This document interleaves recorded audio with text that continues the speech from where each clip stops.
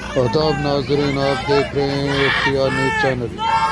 बढ़ते हैं खबरों की तरफ। संगारेड्डी में तलबा के मसाइल पर एसएफआई की जानिब से एक रैली निकालते हुए कलेक्ट्रेट के रूबरू धरना मुनज़्ज़म किया। रमेश सेक्रेटरी ज़िला ने कहा कि तलबा के लिए scholarship fees reimbursement, hostel mess charges जारी करने का मुतालबा किया और नागेश डीआरओ को एक याददाश्त पेश किया।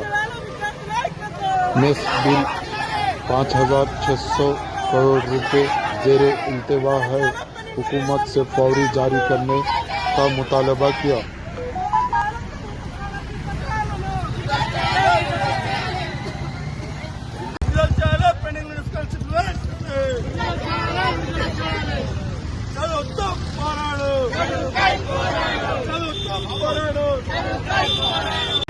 రమేష్ ఇప్పుడు గత ప్రభుత్వం టీఆర్ఎస్ ప్రభుత్వం ఉన్నప్పుడు గత 4 సంవత్సరాల నుండి పెండింగ్లో ఉన్నటువంటి స్కాలర్షిప్ ఫీజు రియంబర్స్మెంట్ రాక విద్యార్థులు చాలా మంది ఇబ్బందులు గురవుతున్నటువంటి పరిస్థితి.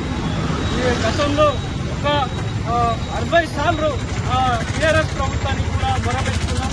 ఈరోజు అనేక సార్లు కూడా చలో ప్రగతి భవన్, చలో కలెక్టరేట్, ఇట్లా అనేక సందర్భాల్లో కూడా ఉద్యమాలు చేసినటువంటి, కానీ ఒంటెట్టు పోకడాలు పోయి ఈరోజు విద్యార్థులకు న్యాయం చేయకుండా అన్యాయం చేస్తున్నటువంటి టీఆర్ఎస్ ప్రభుత్వం ఈరోజు గద్దె దిగింది. కానీ ఈరోజు నూతనంగా ఏర్పడినటువంటి ప్రభుత్వం, ఈరోజు కాంగ్రెస్ ప్రభుత్వం ఈరోజు 6 గ్యారెంటీల గురించి మాట్లాడుతోంది. కానీ 6 గ్యారెంటీలో కూడా 7వ గ్యారెంటీ కూడా ఈరోజు స్కాలర్షిప్ పథకం గురించి మాట్లాడే పరిస్థితి లేదు. కాబట్టి విద్యార్థులు ఈరోజు ఈ దేశం భవిష్యత్తు బాగుండాలంటే ఈరోజు విద్యార్థుల భవిష్యత్తు బాగుండాలని చెప్తా ఉన్నాం.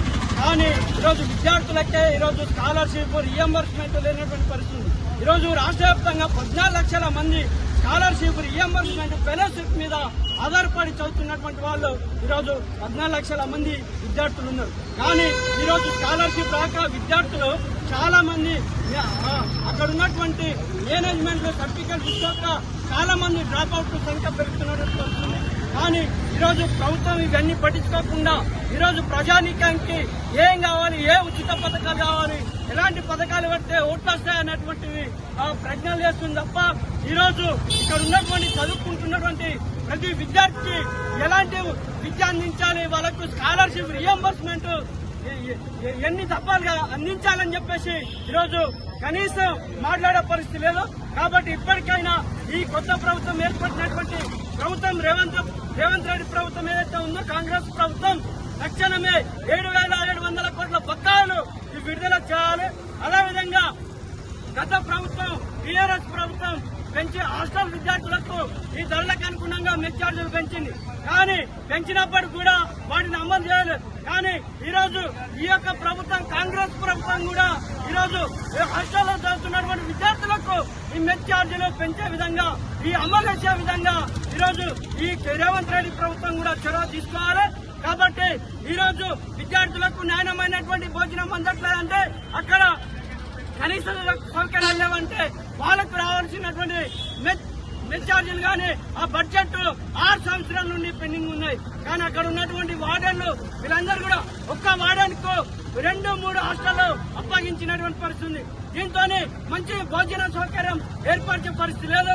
అరకొరగా నీళ్ళ చారు ఉడకని అన్నం, ఇలాంటి అసౌకర్యాలతో ఉన్నటువంటి హాస్టళ్లు నడుస్తూ ఉన్నాయి. కాబట్టి మాకు మెస్ ఛార్జీలు రాలేదు. కాబట్టి విద్యార్థులకు అసలు నాణ్యమైన ఫుడ్ ఎట్లా ఇవ్వాలని చెప్పేసి వాళ్ళు మొరబెట్టుకుంటున్నారు. కాబట్టి మనం కూడా మేము విద్యార్థి సంఘంగా మేము కూడా ప్రభుత్వాన్ని డిమాండ్ చేస్తూ ఈరోజు పెంచినటువంటి మెస్ ఛార్జీలు ఏవైతున్నాయో దాన్ని అమలు చేయాలి.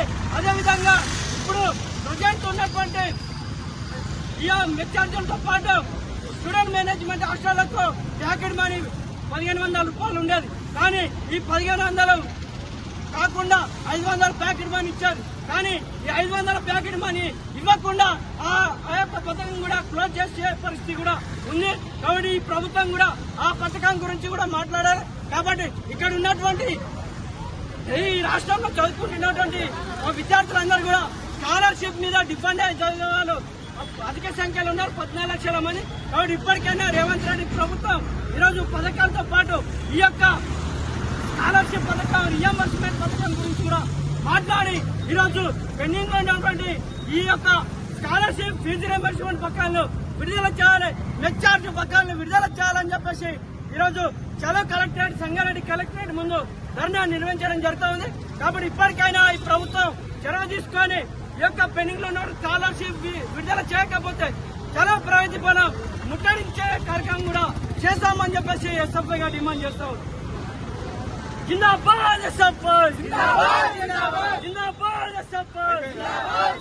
విడుదల చేయాలి పెండింగ్ స్కాలర్షిప్ బకాయిలను, విడుదల చేయాలి పెండింగ్ స్కాలర్షిప్ బకాయిలను, విడుదల చేయాలి ఛార్జీలను. We want justice.